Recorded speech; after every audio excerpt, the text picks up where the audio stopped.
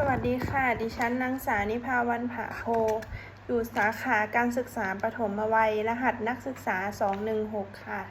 วันนี้จะมาอ่านภาษาลาว อาหารลาว อาหารลาวมีหลายชนิด แม่นคล้ายคือกันกับอาหารอีสานในประเทศไทย โดยทั่วไปอาหารลาวบ่ค่อยมีรสชาติเผ็ด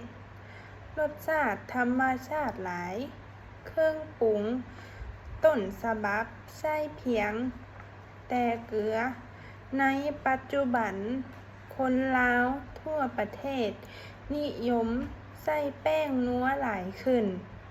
อาหารลาวแตกต่างกันไปตามแต่ละภาคพื้น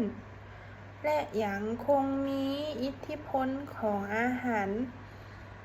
การล่าเมืองขึ้นของฝรั่ง และยัง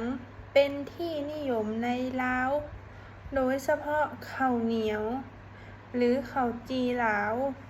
ที่เฮ็ดด้วยข้าวจี่ฝรั่งบรรจุขนมต่างๆ เช่น จิ้นหมูเวียด หมูจื้ม แจ่วบอง และผักสด ซึ่งแตกต่างกันไปแต่ละภาค เฝอแม่นอาหารจานด่วนที่มีอยู่ทั่วทุกเมือง เบิ่งคือเฝอน้ำใสของไทย นิยมใส่ขึ้นเพื่อเพิ่มรสชาติ และผักสด เป็นอาหารสร้างปรุงรสด้วยน้ำหมักนาว กะปิ หมากเพชร และน้ำปลา จะแซ่บๆถ้าใส่หมากเพชร